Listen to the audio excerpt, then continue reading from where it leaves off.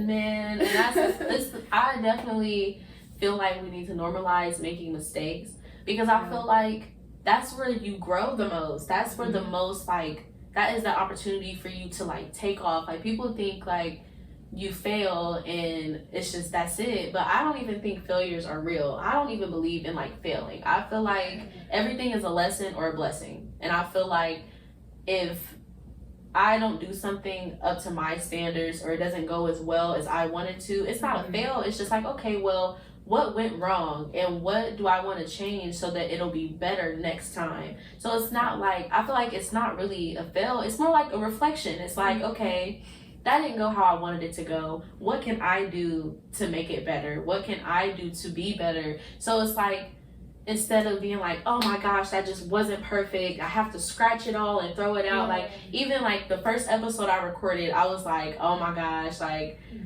I don't like it. I don't feel confident about it. I was kind of like, you know, in my head, and I had to think like, you know, this is all new to me. You know, these things are very new, and nobody has to necessarily be perfect at everything. No one's perfect at anything, first of all. Right. But it's also like, I feel like we don't give ourselves enough grace when we have mistakes and when we've had setbacks. Because it's like, I was so mad at myself for not doing well, and I'm like, I've never hosted a podcast a day in my life.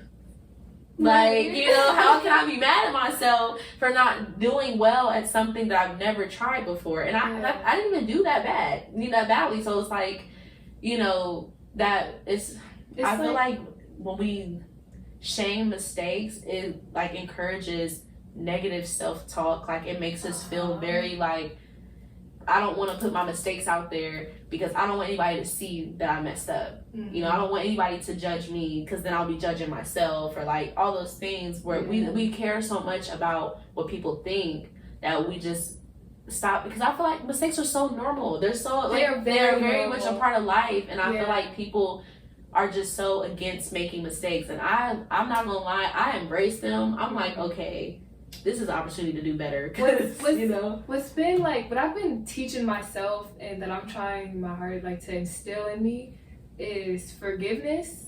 And like the way we treat relationships with like our significant others, our partners, or just people we really love, is that we meet them where they are. Like, you accept them for who they are, so that you then can accept yourself where you are, and you treat yourself like that relationship. Like, you meet yourself where it's so weird to say this, but like, you meet yourself where you are. You got $20 in your pocket, your hair ain't done, like, you got your nails is like outgrown or chipped or whatever. You meet yourself at those chipped nails, and you just embrace that. You embrace that part of yourself. That's something that I feel like I said we're on opposite sides of the spectrum, but I feel like we're also in the same space. What's so the same way. What's true about that though is like, opposites are like equal. Like, you know, like the -2 to 0 is the same distance between two. Like, it's literally the same distance. So you can meet yourself like where you are. That was a gym. That was low-key fake deep, but it's so true.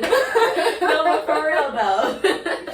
So true though. Like when you're on opposite sides of that spectrum, you can still meet yourself like in the middle. Like, I'm so bad at this, you can still meet yourself at the good. Like, or you could even be like too good at something. You could be like your ego's too much. Like, you feel like you the SHIT. I don't know if I can cuss on here. Listen. You feel like you the shit.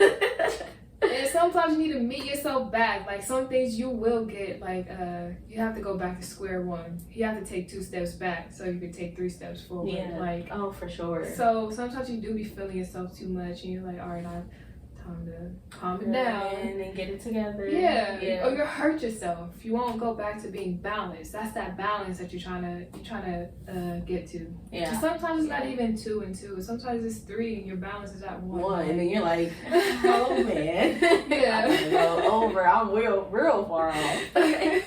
So I actually saw a post today that said something about like not being afraid to regroup after having a setback. And I even heard someone else say, like, whenever I have an issue, like, it's not a failure. She was saying, she's like, I pivot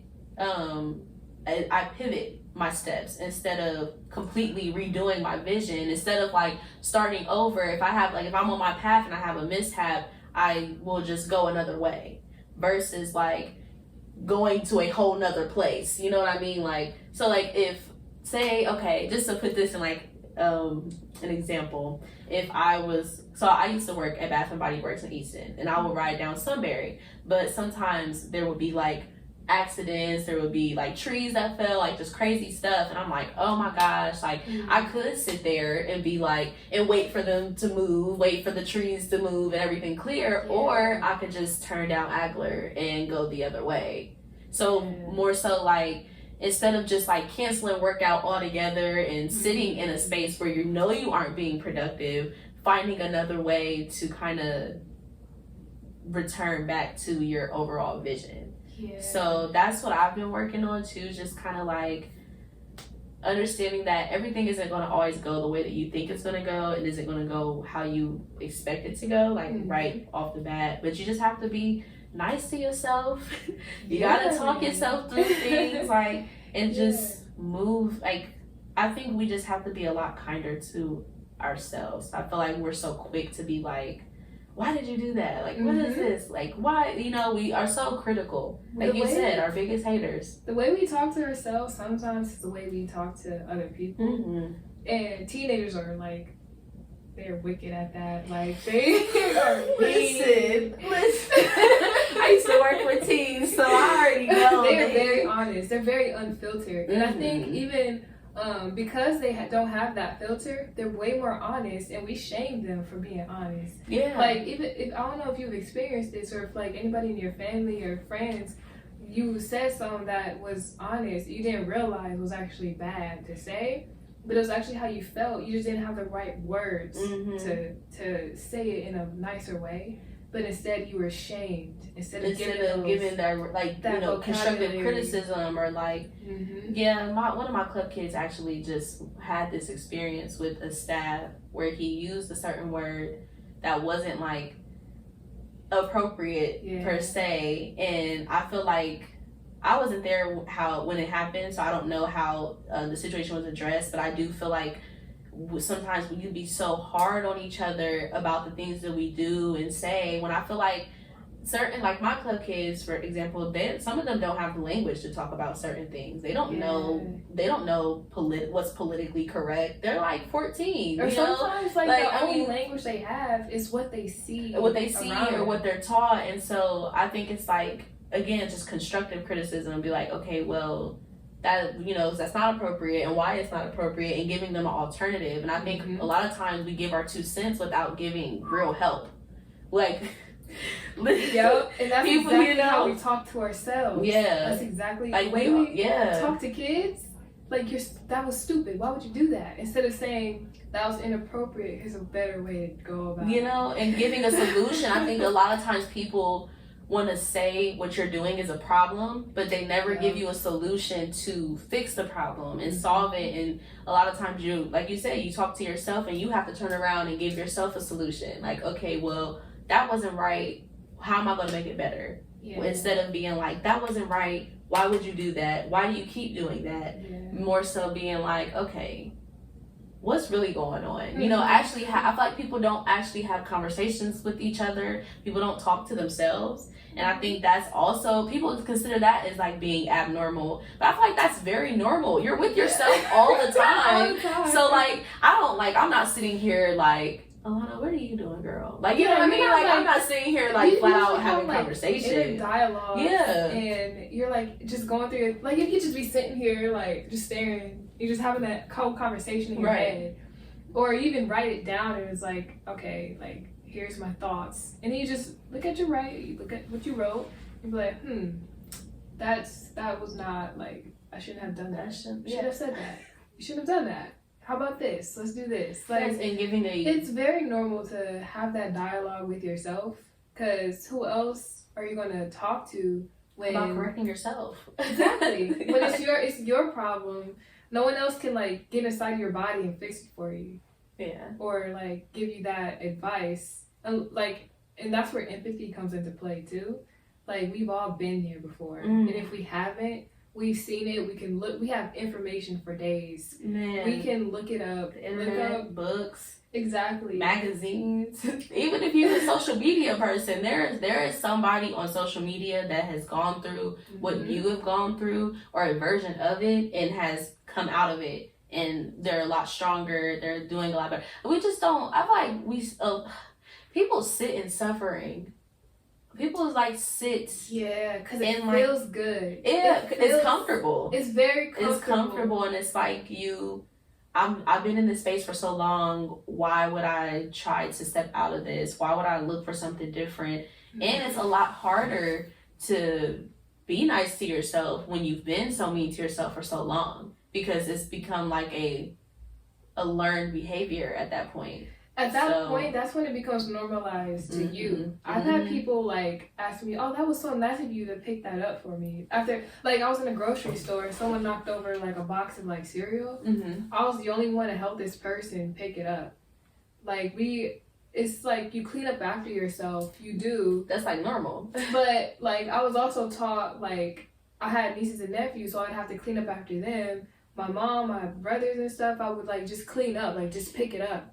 Like, and sometimes I would want that help, or I would feel embarrassed if I was knocked something over and everybody just standing around not looking. And I'm like, I feel embarrassed not helping this person pick this up. Yeah, you feel bad not being a good person in a sense, or it's like they're obviously struggling. You see them, they got all this stuff in their car and everything. You're just like, and they were older too, so they probably didn't see where they were going. They didn't realize it. Probably got all these people standing around here, not even 6 feet apart from each other. They just standing this close to each other, not giving them no space. And I'm like, just help them pick it up, man. Like, so empathy plays a part in that, and it takes no energy, no money to do something nice for somebody. To do something nice and to just help people do the right thing. And just even help yourself. Like, and I think that's where that comfort level comes in, when you when you're like sitting and suffering your own suffering, because I think like subconsciously we enjoy other people's suffering. Like, we get comfort in other people's suffering. That's kind of like the crab in a bucket mentality, too. Oh, yeah. Like, we enjoy people, like, being knocked down so that we can get ahead. But we also enjoy ourselves being, like... down as well. Down. Like, I feel like when you're in suffering... What is it? Misery loves company. So, when you're in suffering, you, like, are very much just... You invite it into your life, I feel like. Because you've been in it and you're okay with, like... bringing other people down. And I was gonna say something about that, and I'm mad that it disappeared. But it's just because that's a big thing. I feel like energy is very real. I feel like energy, the way you carry yourself, the way you talk to people, the way you talk to yourself, like all the things that you put out, it's very like it carries weight. And I think people don't realize like how heavy energy is. Especially, like, if you have people in your life who feel like when they come around, it's a storm. Like, it's a tornado coming through. You feel it. Like, you can feel those people. And most of the time, those people do not know that they are those people. They do not know that they are the storm. Like, it could be something happening in the morning, and, like, you wake up, and like I don't know, like like grocery store is always a good example, because that's where all kinds of people come in. Man, you got people with the kids, and you got the person who just don't like kids for some reason, and then like they see a kid walk by and they're like, "Oh, these damn kids!" Like, the kid didn't do anything to you. What you bringing this energy for? Why, like, why are you bringing this energy into the dancery? Nobody asked for that. Sometimes that comes from childhood. I've seen very much grown adults. My old coworker calls them bearded babies. Bearded babies. These bearded babies, they carry this childhood trauma, or like young adulthood trauma that they've never gotten out of. They never gotten out of that suffering that they were sitting in. Mm-hmm. They're still sitting in it as like 40 years adults. Old. Yeah. I call, what is it? I said, because I feel like we're all children, regardless. Like, as we get older, I feel like your body grows. It's your body. At the end of the day, we're all like, we still have that like that spirit, that that young spirit. And so I feel like some people I feel like our inner childs, if they are not healed, if you do not have, as an adult, have a good relationship with your inner child, if you neglect your inner child, like if you have, or if you just, if you're not like in tune with yourself, then your inner child will run your life. And it's basically like giving a 6-year-old the job of, to be an 18-year-old adult, to be an adult. 6-year-old the will, like, literally, I don't know what I'm doing, but we out here, and that's real life. And 6-year-olds, like, that 6-year-old that's inside you probably got treated like crap. Right. Yeah. Like, all kinds of ways.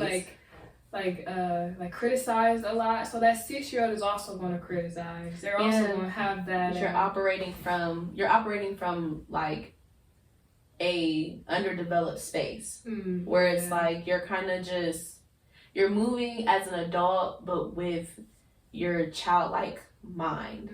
And that's so navigation and so and then it's kind of like a replay. You get set on you're in a cycle. Until you break the cycle, you are literally like in this replay where your inner child, if you feel like you're in danger or you feel like something's not right, so whatever, your inner child is going to step in and be like, I got you, like, and they will try to handle all your adult situations, and you're just like Amanda Seales, she talked about inner child work, and she was like, imagine, like, think about when you're talking to, and she's like, it's very hard to do this work, because like, if you think about like a 6-year-old trying to explain something to you, they're always like, and then I see, and I, and they talk in circles, and she's like, it takes time to do the work, and I just thought that was interesting, like, because I've been doing inner child healing work on my own, and like I started my journey, stopped it, started it back up, like, and it's very difficult because you are trying to basically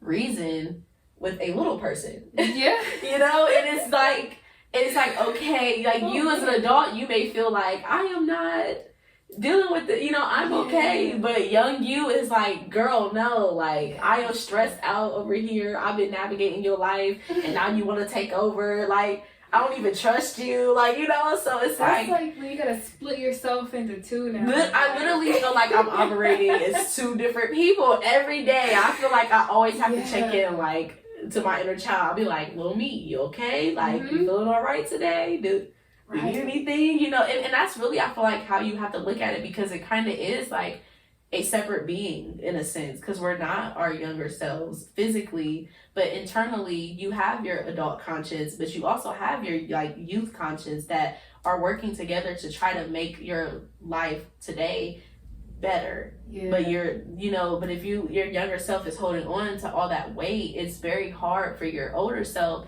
to overcome it. That's breaking generational trauma, generational spells, curses, whatever you want to call it, habits. Habits, man. We carry habits that we think our grandparents our grandparents thought was good for us, like whooping your kids. And we know where whooping kids come from. It's no secret. It comes from slavery. Right.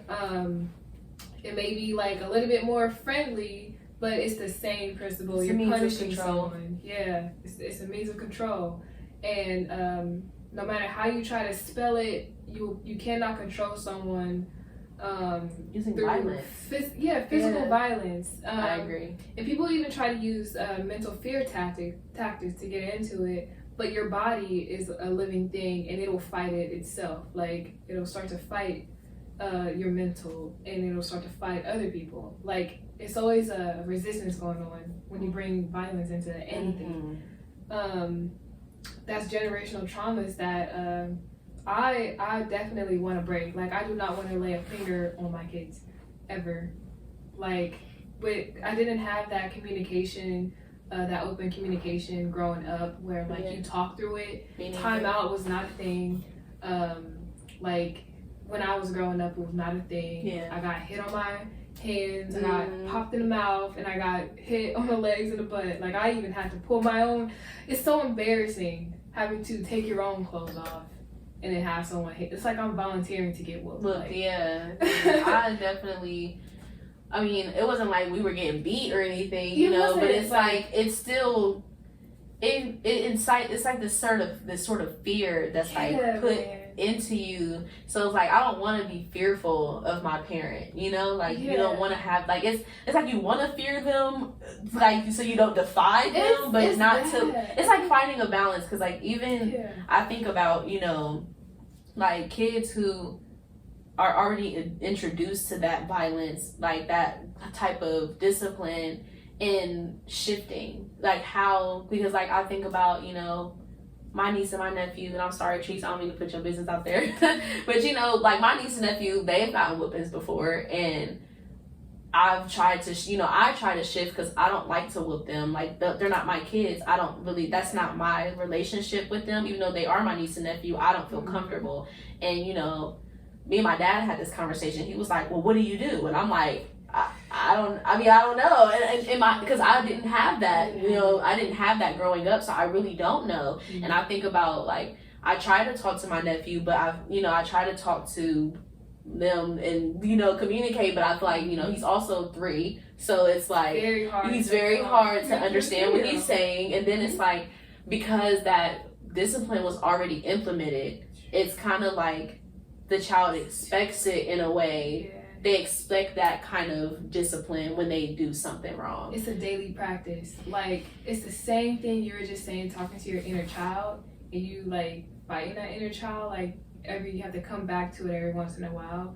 It's the same thing, same way you talk to like little kids. And I've learned through like just communicating with my nieces and nephews, but also checking in with my inner child, like what would I would have wanted when I was getting whooped, man? Because I knew I did not want to get whooped. Like that still haunts me to today. I'm so sensitive. Like I saw a belt and I started crying. You didn't have to touch me.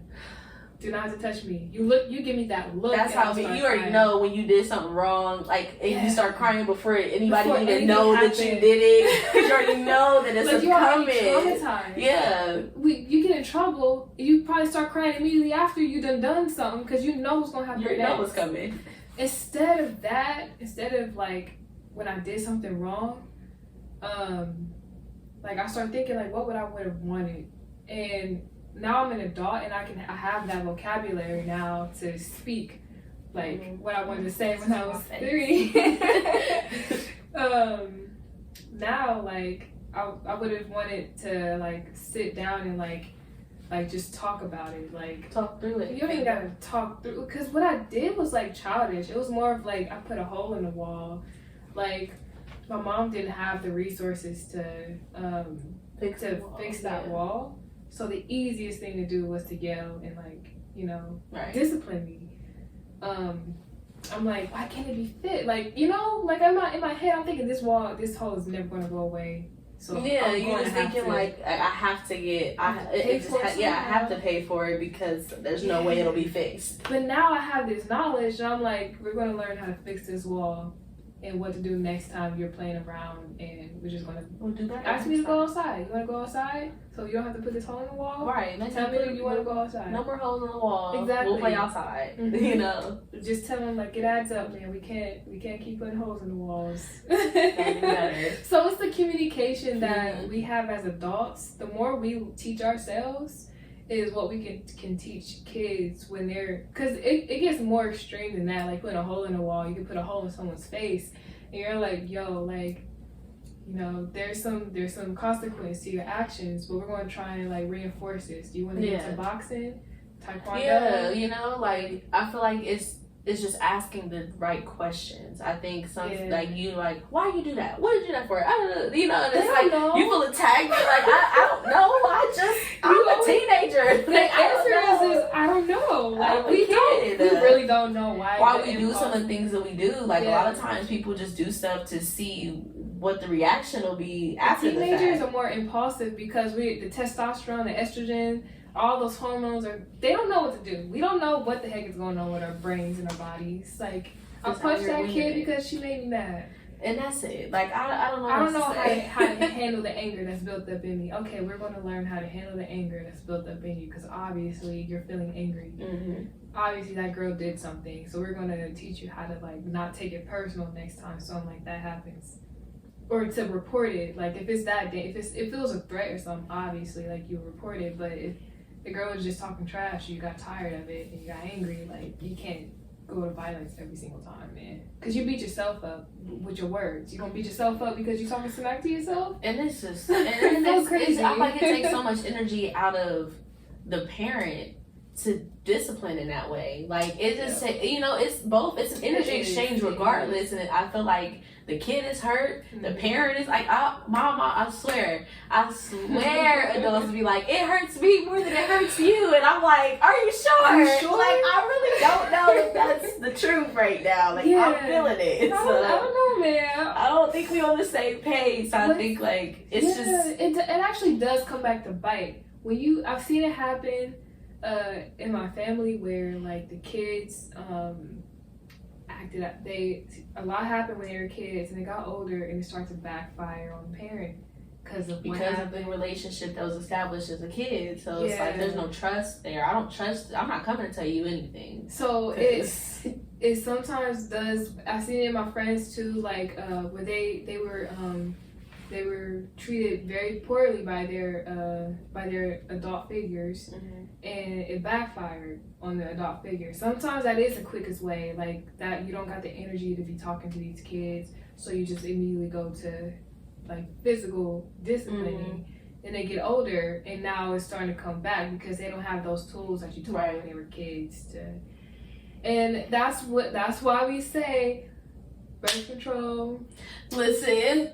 Condoms. If you are not ready to have a kid, I was just having this conversation that it's like, if you went through trauma and you're as an adult moving through your trauma, I feel like that's fine. Like, if you make mistakes and you hurt people, you hurt yourself, okay, you're learning. But once you lay down and have a kid and you project that trauma onto them, it's double that. You become the bad guy in a sense. Like, there's no more like, oh, my parents did this to me. No, because now you're punishing somebody who didn't even ask to be here because you had trauma that you didn't heal before you decided to take on a large responsibility, which is having a kid. Perspective too, because you have to want to have a kid if you're going to have a kid, and that's why I'm pro-choice, because I want people to have a child. I don't want people to regret having that, because I know people who regret having kids, man, and you see it, and it sucks, and they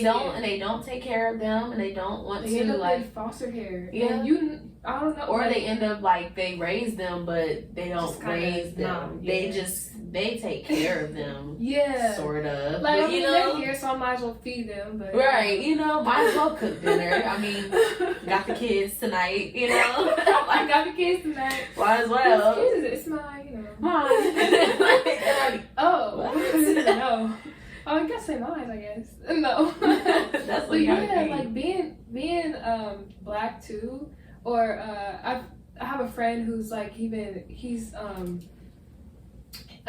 moving past like labels of black and white, and he's digging more into his roots and more Afro-Indigenous, because we are here. We didn't choose to come here. So this is now our land, like our blood is in this land, literally. So I'm gonna say Afro-Indigenous for that vocabulary, because I'm undoing some things too. Say, we all moving through it. It's just like that. Like, we don't want to become our oppressors. We don't want to become. You don't want to become your abuser. You don't want to become the person who put you through like the worst of the worst. And as a woman too, like we're in a patriarchal society. Black woman, boy, like man, we're in a patriarchal society where where patriarchs, whether it's men or women, because patriarch can now be man or woman. Like, women are taking the roles of men. They still got that dominating like capitalist like mindset of like, I'm over you now. But we have to not become the people who are oppressing us. And there's women who are doing that. They're becoming the men who are oppressing them. Now it's a competition thing. Who can be the bigger oppressor? Win over this person. One up that person. And instead, like, even as a black artist, an Afro-Indigenous artist, I have to check myself and be like, I'm not competing with anybody, man. Like, I'm just here. I didn't even do this. Like, I didn't ask to be here. I didn't ask to compete. Yeah, I'm not doing this with you. I don't want to battle. Like, so with all that, like, do you want kids? You know, do you? Okay, so I would love to have kids, man. Do you feel like I guess, how do you feel about raising a young black or Afro-Indigenous creative? Like, how do you feel about being like, oh wow, it's so weird talking about being parents. Like, we're old enough to really have kids. I feel like a kid, but we're old enough to have kids. So like, I mean, what do you feel like you would do differently in raising not even just a young black creative, but just your kids, period? Right. Yeah. So my boyfriend's white, but it's weird because he's actually mixed. His mom is mixed, so he's and he comes from a black family. Like, his family's black. He has black like I don't know, like things. Like, it's just things about the culture. Exactly. He's in it. He's born into it. So that alone, identity part, like, I'll have to teach my kids, like, and something I was never taught. Like, I don't have to learn, like, you're black. Like, I just know. I can look in the mirror and be like, oh. So I don't know how they're going to look. Like, I don't know. Genetics is weird. I don't know if they're going to turn out nice. Sorry.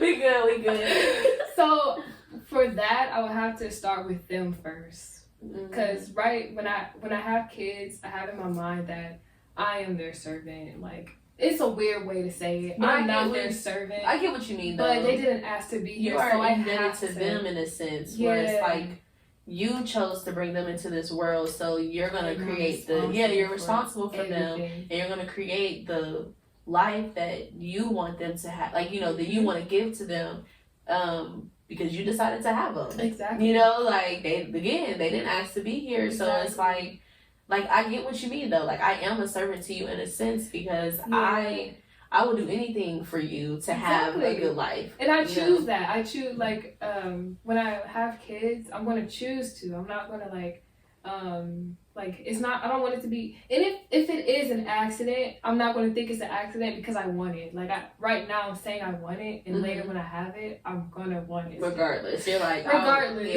I'm going to want to have this child. So, yeah, when it becomes of age where it's, like, it can listen, it can like talk, they, her, she, whoever. I want them to be able to talk to me and tell me what they want. Like, you know, I don't want to have them, like, kind of not have those words. And being an artist, I express myself visually. So I have to even come up with the vocabulary to talk to them. Figure out how, like, the language, Right. So they might not even speak my visual language. They might speak, like, I don't know, like, they might read books. And that's how they communicate. They communicate me through their knowledge that they're gaining. Now I have to, like, adjust to them. So what's up? What are you reading? What are you learning at That's school? how I feel like the parent has to adjust to the kid. The kid shouldn't have to adjust to the parent, because I feel like you're molding this person. You know, like, you're molding them basically to live the life, like you said, like I said, live the life that you want to give them. And I feel like in that, first of all, I mean, if we're just gonna say, like, we came first, so I feel like I shouldn't expect somebody who came after me to accommodate to me solely. True. If that makes sense. Like, I feel like I've been this person, you know. Yes, I get that. But I'm bringing a whole new life into this world. I don't know what they're going to be like. They may not. I love spaghetti. They may hate spaghetti. And I may not be able to ever make spaghetti for my kids. But I'm not going to make spaghetti and make them suffer. Or I'm not going to make spaghetti and then make another meal and then make another meal. You know, I'm going to make what they want because I had them. And I need to accommodate to them versus, like, always, like, okay, like some parents who, for me, because right now I want my kids to be vegetarian and I'm not vegetarian, but I know that if I were to have a kid today, I would never feed my kid a piece of chicken, even if I eat it. Like, I would, because I know that it's not, that's the life I want them to live. And even if I'm not fully there, Mm-hmm. you know, I would support them in that and be like, I've been doing this my whole life and it's very hard for me to come off a chicken or very hard for me to come off a fish, but I want you to start. Yeah. And putting them in that position versus making them eat chicken just because I'm not disciplined enough to stop. Yeah. You know, like, or making them accommodate to my abuse because I'm not disciplined enough to deal with my trauma. It's just like relaxers. Relaxers on Black women, like it's been here. I don't know how long. I don't know when relaxers started, but I know I've seen images from the 70s of perms. They call them perms, and they've been getting them. Black women have been using them for years, and then like you see fibrosis pop up on your scalp. And I started getting perms when I was a kid. I didn't know anything about my natural hair. I was too young to know I had curly hair. I just had hair. Hair. It was always in ponytails, so I never saw it curly.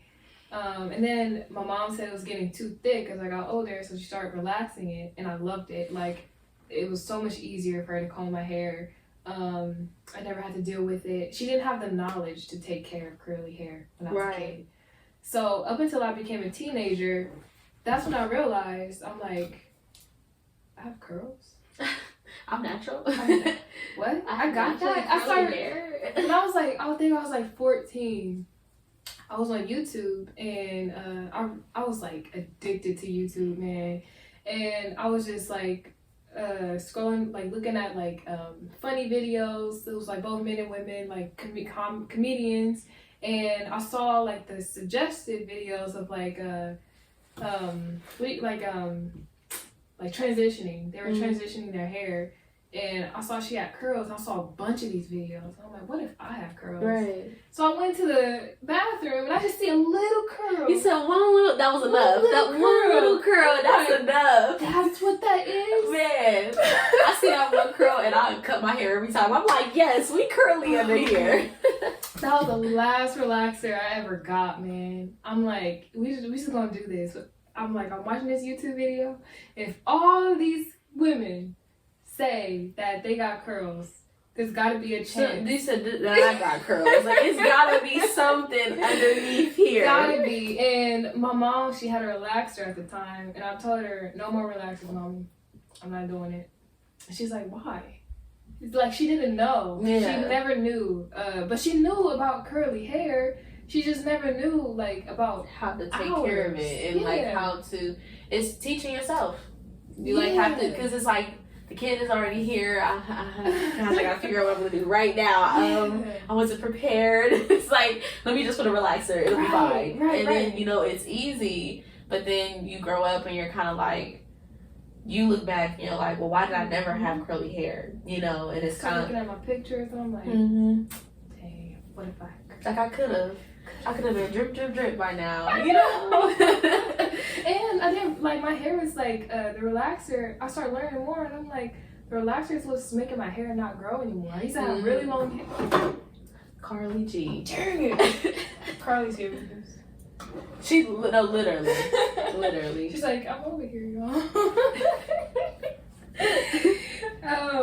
Yeah, like it used to fall out, and I transitioned, and my hair was no longer falling out. It was only the straight ends, and I finally cut it, and it was big. I still got the video too. That same night, man. Doing a big chop, like spontaneously, you just feel so liberated. You feel like you have so much power. Yeah. I think that even plays a part in like me as an artist too, because I've never cut my hair before that. I tried something new. I expressed myself in a different way. I like shine a light on myself in a different way. It's a different light. I'm like, wow, I am beautiful with curly hair, not just with straight hair. My hair can do all these things. It's versatile. Got a halo, you know. Here. Got some stuff going on. So we got some new things. Right. It was very new, and that was my sophomore year, sophomore, junior year of high school. I rocked a frohawk the next day. Had a frohawk on. That was like, and my mom, she went natural too. After she saw my curls, she saw what I did with how to take care of my curls, and I taught her. And some people need to be taught.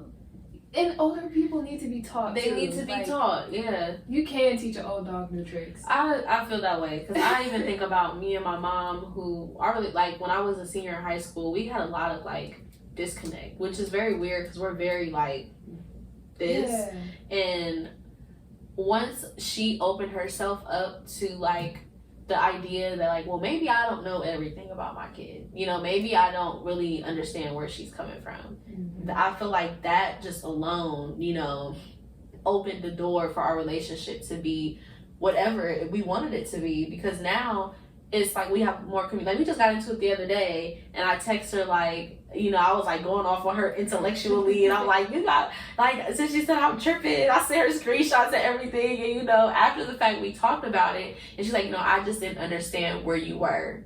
Like I didn't understand the space you were in or why you felt the way you did. But because you told me, now we have that, you know, that understanding. So again, back to that communication piece where it's like, it's not even, sometimes it's not even that your parents don't care, they just don't know. And so, because they weren't taught. And sometimes, like, they don't care until the information is presented to them.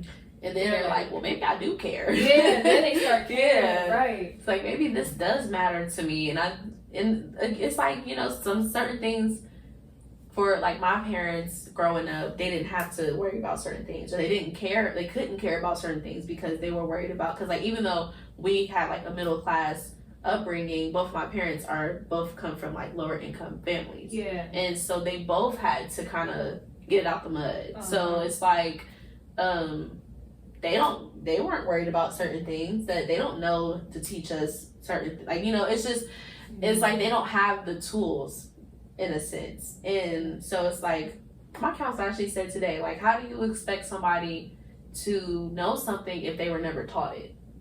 Or how do you expect somebody to have knowledge if they were never presented the knowledge? Like, you know, actually talk through the stuff. They don't know where to look. And I always say, you can't even, like, you can tell a blind person the sky is purple a whole bunch of times and they're going to believe you because they don't know. Right. But then they take their glasses, but, you know, they're not blind anymore or something. And they're like, wow, the sky is blue. And then they have to move through those feelings like, wow, this whole time someone's been telling me the sky. You know, so it's like, we have to give, even though we have to give ourselves more grace, we have to give each other more grace. I feel like our culture has swiftly like made us be so quick to cancel people, so quick to end careers and be done with like washing our hands of people. And I just think that, I'm not saying that we excuse the behavior, but I'm saying we acknowledge it, let them correct it, and then move on. And even there's like a lot of evil stuff in this world where we have to face it. Like, we have to face those demons. Like, I won't name them, but you can just about imagine like the evilness that adults have in them, certain adults have in them. And as society, we are very quick to dispose of those people because of how like disgusting. Because we're just like, you're just evil. Like, you're just evil. How disgusting their actions are to people. But when you dispose of people like that, you're not disposing the action. Because they're more than just they're people too. They grew up like coming out the same womb, like coming out of womb and stuff like that. Same experience. So it's not like they were born evil. Like they were born with these things they went through things that made them that way. And I think like we're so quick to be like, why, you know, again, back to that, why would you do that judgmental space versus being like, okay, well, maybe they did this because they didn't have such and such when they were growing up. Maybe they did this because no one ever taught them that was wrong. No one ever exposed them to something, to an alternative. So they continue to do the wrong thing because they didn't know what else to do. I will say like cancel culture has gotten to the point where it's normalized to things like that. Where it's normalized to like discussing things like that. So annoying. But we gotta remember that these people have a past, and it didn't just happen overnight. They didn't just come out, and it's like, I'm thinking about like Doja Cat, like, and I'm not even, and you know, we talked about Doja the last time we saw each other, and I feel different ways about the situation, because I've always loved celebrities, like as a kid, like I've always been like a stan kind of person. But as I gotten older, of course, like my love for them has shifted because they're people, but I've realized like they're just regular like me. And for me, it's like I've loved Doja Cat since I was in high school. Like I've listened to Doja for forever, and so when all that stuff came out about her, I'm like, Miss Doja, you know, not that I was judging her, but it more so made me feel sad it's disappointing because it's like, this is somebody who I love her music, but then it turned into, I'm more so sad for her because you're the one that grew up with identity issues. You're the one that, you're a Black woman, you have an African father and a white mother, and you speak about Black people, and you spoke about Black people in those ways. Like, that's where it is for me. It's not even like Doja Cat did what and she's canceled and blah blah blah. Why? And I mean, I know like in the past there are other, because somebody said like if a darker skinned woman did what Doja Cat did, then she wouldn't get as much leeway. And I do agree. I do feel like colorism, like that's very real. But at the same time, I feel like I can only speak for myself. And even if this was like a Keke Palmer or and I love Keke since I was a kid, you know. Azealia Banks, that's another example. Yeah, she's the one who said it. She's the one who actually said like, if I were to do this, it would be a whole different conversation. She was very young when she started off of like Wild 'N Out. You know, she was very sensitive, and that's a whole other conversation. It is, and she has like open wounds too. And sometimes people put their wounds out there. If we were put into an environment, our wounds will be open too. You know? So when you think about it like that, like you listen to Doja Cat, you grew up with her, and I like even me, and I'm like, Doja, like, girl, do you look at read the room? Read the room. Like, what's really going on? And it's more so like, I don't want to cancel you because I feel like that, like you said, it doesn't get rid of the problem. All it does is it dismisses the person, but it doesn't dismiss the issue at hand, because Doja Cat's not the only Black woman with identity issues. Right. So I like the whole cancel culture stuff. It kills me. Like it bothers me so much because it goes back to that statement. Like, you can't even make a mistake. You can't make, and people are like, it's not a mistake. She's don't like Black people. Da da da. Like it. Yeah, but we're people. And I grew up with people who had identity issues in a different way. Like, he was gay. This was in 4th grade. I won't say his name, but at the time, I didn't know what gay was, but I definitely knew he liked boys. I didn't know what any of the I knew he liked boys, but he denied it, and he even used the F word. He even called other people that word. And in high school, he was gay. He didn't come out because he was already out. I don't know when. We were lost between elementary school and high school. Somewhere in middle school, he had to have come out. Somewhere, yeah. And Fort Hays was very open with like identity. Well, I won't say very open because they could improve. They could still improve. But for that time, they were open. And he was out. And I remember you used to call people those names. And now you're shaming people for saying it. So I would not cancel him. I would not, because people, you learn, and you have to grow through things. Especially like when society makes you feel horrible, like everything around being a part of the LGBTQ community or being a Black person is negative, or like the conversation is negative, like Black people are this, that, and the third, gay people are this, that, and the third. So of course, like as a young person, you're like, I don't want to identify as this stuff. It's gonna put me, I'm gonna put myself in danger. And I feel like, it is different for race and gender. I mean, not gender, race and sexuality. Just because you can't choose your race, but I do feel like it's still the same idea. That like people will struggle, like not like even me. I grew up in Pickerington. I spent the first 9 years of my life in the burbs, like, and even though my cul-de-sac was Black, like my sister went to Pick Central. I still was around white people. I still had that influence,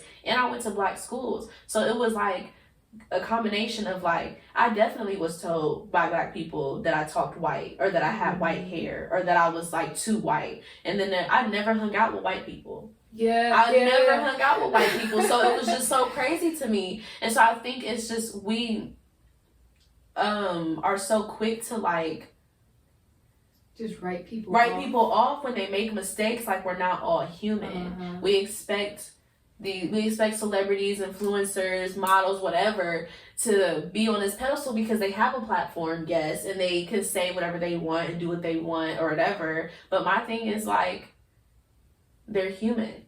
They're people. Like, I don't know. I can't even think of an example right now. Like, I can't think of like this like a top tier. Like, okay, like when J. Cole dropped his song Snow on the Blood. Yeah. Everybody, you know, there's a lot of back and forth. People are like, oh, I love it, da da da. But then people are like, why would J. Cole do that? And it's like, this is his platform. I'm not going to get into how I feel about the song because that's a whole separate episode for a whole other day. But I do feel like, you know, at the end of the day, he created his platform, and his fans uplifted his platform, and he has the space to talk about the things that he wants to talk about. And whether the song is a mistake or not, he's a human being, right? So if he made a mistake, it doesn't call. First of all, you can't cancel J. Cole, so there's that. So it doesn't call to cancel him. I just think it just needs to be a conversation, like. What was your end goal? What were you trying to get? You know, what were you trying to do? Like, what are you saying to Doja? And what's the real issue here? Like, you know, if people don't want to have conversations, people want to be right. There you go. That's people want to be right, and that's where those right and wrongs, those failures and wins. You know what I mean? They're so like. They're so opposite of each other, where they're the same thing. You know, what's right in America is wrong somewhere else. Man. Like, slavery was right. It was right at one point. Like, people were cool with it. It was normal. That's very true. It was normal. And it's like, it's different types, but, you know. Because initially, you know, people were enslaved to pay off debts. They were enslaved because they were prisoners of war. They were enslaved maybe because they stole, like if they stole something. And like those different things. That slavery, we call it slavery, but they were paying off debts because of like that society they were in. It was still a very capitalist society, or the practices they were doing were capitalist, and they enslave them. It was like a choice, kind of like I'll work for you to pay off my father's debt, or you will have to work for me to pay off your father's debt. What was happening in America after the transatlantic slave trade, is that we were no longer paying debts. There wasn't any debts to pay. And it was very right, and it was very normal. And now today, we're just waking up and we're seeing that was people are like, this was not right. This was actually horribly wrong. Wrong. And it didn't make sense. It didn't make sense. Shouldn't have been doing this. So that's where those right and wrongs like become the same thing. Despite of how much time is in between it, it was right and wrong at the same time. So, and that's how cancel culture is. Despite how much time you've grown, despite the time that you did make this wrong, 10 years later it comes back on you. Oh Lord, please don't get me started on Chris Brown, because that is my favorite example. And I understand that, like, again, I feel like this has to be a whole separate episode, but like and I understand y'all that Chris Brown he has his issues, and I am not excusing that. But my thing is, people are still mad at Chris Brown for something he did in 2009. And him and Rihanna, they done forgave each other. They made songs together. Pretty much probably got back together after the fact. Very private.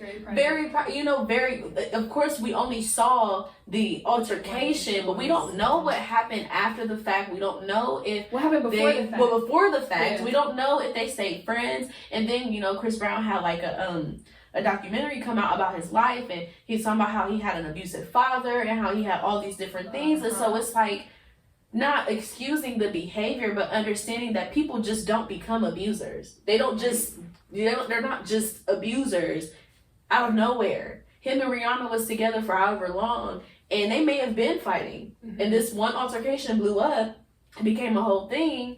But it's like, we don't know Rihanna's life. We don't know Chris Brown's life. Like, that's the stuff that, it's like, people, we're so invested in celebrities' lifestyles. We forget our own. And we forget our own. When you look at that, you gotta also look at your family. What is the abuse happening in your family that you're excusing? You ain't excuse Chris Brown, but you're excusing him. You're excusing your uncle, cousin, brother, nephew. And they're doing something completely... And then your aunts, your aunties. I mean, I say your aunts and aunties, but you know what I mean? Like, you're excusing your family for being abusers, for being molesters, for being rapists, for being violent, for being... like, projecting their trauma onto you. But then as soon as Chris Brown comments on Karrueche's page, y'all are down his neck. Or as soon as Doja Cat comes out and says that she hates black people, y'all are like at her neck. And the it's same like, people who are coming at Doja Cat for that, like, I won't excuse what she did. Oh no. But the same people who were coming at Doja Cat for what she did and canceling her are the same people who were calling people African booty scratchers. When we was kids. Like, and probably still saying it today. And it's like, and if you think about it that way, if you were one of those kids that said something like that, you obviously, like, because we were, like 8, 9 when people were saying stuff like that. We're 22 now, so at this point, it's been like about 14 years since then. I would hope that you do not talk like that anymore. I would hope that you do not say things like that anymore. Did you cancel yourself? Did you cancel are you canceling yourself because of what your 8-year-old self did? Like, it doesn't make sense to me. It's just like, we don't give people the room to grow. It's like, you can't, like, again, you can't make a mistake. You can't make a mistake if you in the light, any type of light. Like, even that, I think that's a part, like, you know, the anxiety with the podcast too. Like, I don't want to say anything that rubs anybody the wrong way. I don't want to say anything that makes anybody uncomfortable, but at the same time, I'm a human being. Yeah. And I have my own opinions. There's my own context. Thoughts. There's even comedians who probably even have the same thoughts as you, like, oh man, I wouldn't get a very negative reaction. You always have to consider other people as an artist. They've done the practice so many times though, like, probably the first, and a couple of times too, like, history repeats itself, where I'm thinking of Dave Chappelle. Mm-hmm. He says so many things, man. Dave Chappelle. So many things, and time again, years go by, and he hasn't changed. Mm-hmm. His fans have probably changed. The die-hard fans, though, the Ohio fans are probably, like, they're still his fans. But the ones that probably, like, Dave Chappelle been canceled, don't like him. He hasn't he hasn't changed since. He has not, like, censored himself because of those people. He's only gotten better. Because he respects himself as an artist. Even though he said some very controversial, questionable things. He says some questionable stuff, but it's like, you have to know yourself. And that's where the context comes in. Because he's gone through it so many times where he's an expert in his own craft, where he knows that this is going to cause a reaction. That's part of his design. That's a part of his work. It's to cause a reaction. That's not the result he wants. That's part of the design, so that he can have that punchline, so that he can contradict us. Yeah. So that we can look at ourselves and be like, yo, like, I agree and I feel bad. Yeah. You know, and it's like, and there's, I feel my, you know, different ways about Dave Chappelle, but I feel like, again, it just goes with, like, I think it just goes with taking things with a grain of salt. And, like, what I feel like, I saw this post, I followed the Hood Healer on Instagram, and she was like, I love the Hood Healer. And she said that people hate the teacher so much sometimes that they miss the lesson. And I think, like, a lot of us struggle with that. Like, I don't want to hear nothing you got to say because I don't like you. Yeah. And even if you speaking that real them facts, I'm tuning it out. And you cut yourself off from information. Like, even I got into it with people underneath the God is Dope post because they had produced a Love is Love shirt, and it was like this controversial situation, and I had suggested to somebody that they read something other than the Bible, and she was like, no thank you, but God bless. And my thing is, like, how can you be a diehard anything and not know the other stuff Yeah. Because I feel like so one thing that I know a lot about, like I'm pretty like educated in theater. Like I've done musical theater my whole life. Well, my whole life.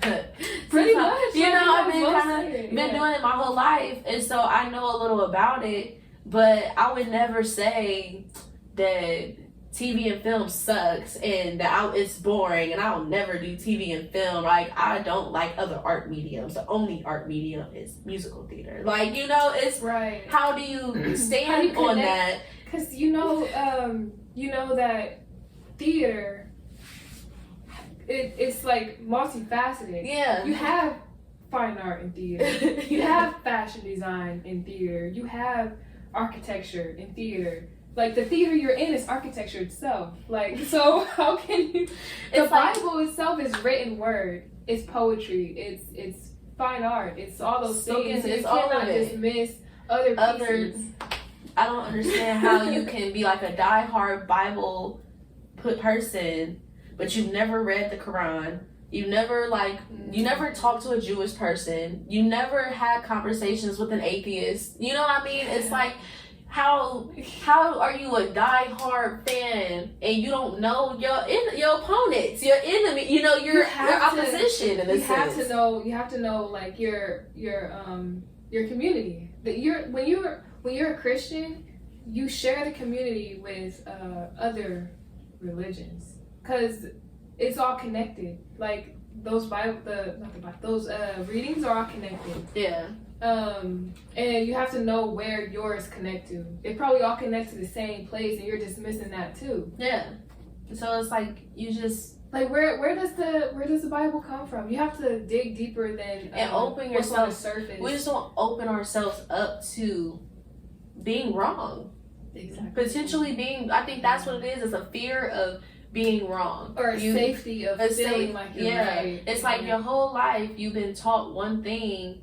Again, back to the example of the sky. You've been taught one thing your whole life, and then when somebody challenges you to think differently, you get defensive and you retreat, and you're like, no, because my way is right. And it's like we have to be more, especially in this time, but everything that's going on, we have to be more open to corrective behavior, like correcting the things that we do, like shifting, because we're all learning. And that's why, like, with all this stuff going on, I feel a lot of different ways, but I've said, like, I'm not mad at white people who are having pushback because we are basically asking them to unlearn everything they have ever known. You're going to get resistance. and do it our way. And I'm not saying that they're right for that, but I'm saying, like, be real. Be very real with yourself. If you've written with your right hand your entire life and you went in to take a test and they said you have to write with your left hand, you're going to get up and leave.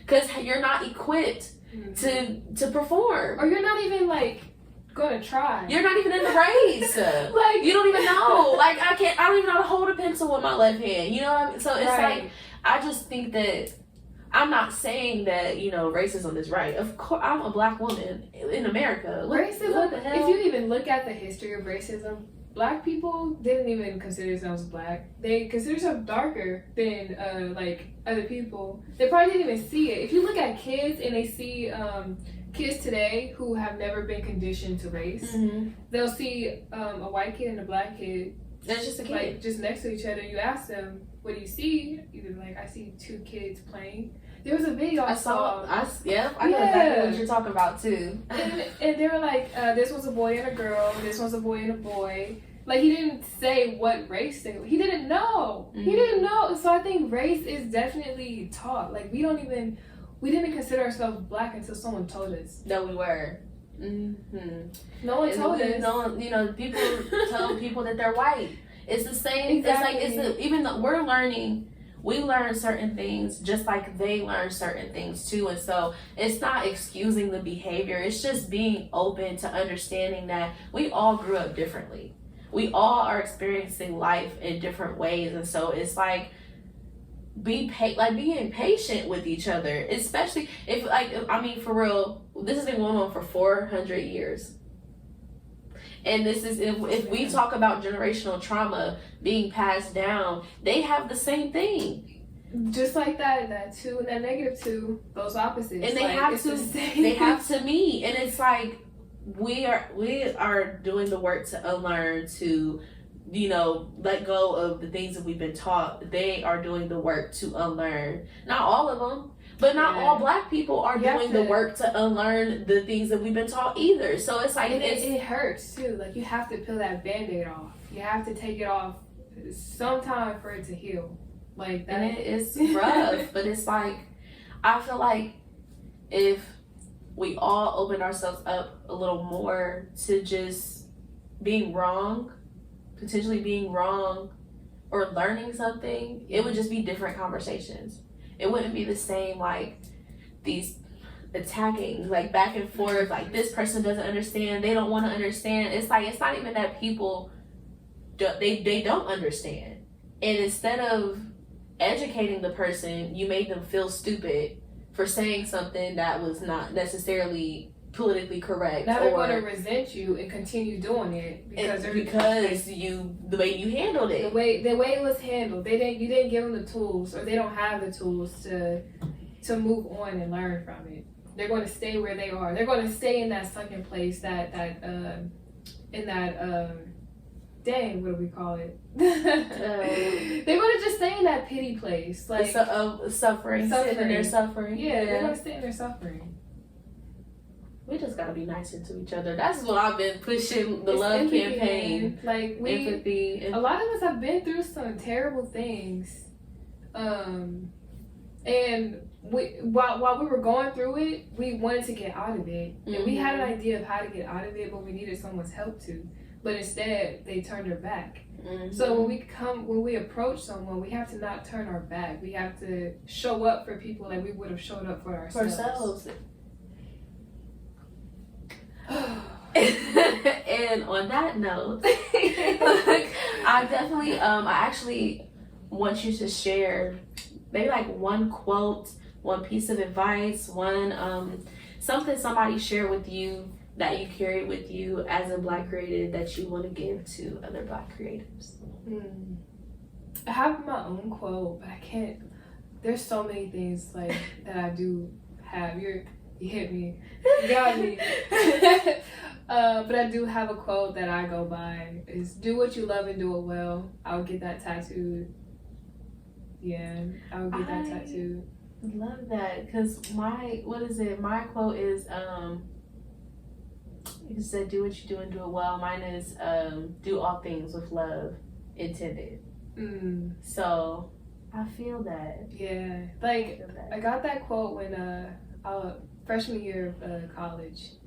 I'm a first generation college student, and I was just in my dorm. Like I just felt so lost. It's again going like I was not ready. I did not feel like I was ready to jump into anything. And the only thing I could think about was my art, and that's what I knew I could do, and that's the thing I did well, and I loved it. That's beautiful.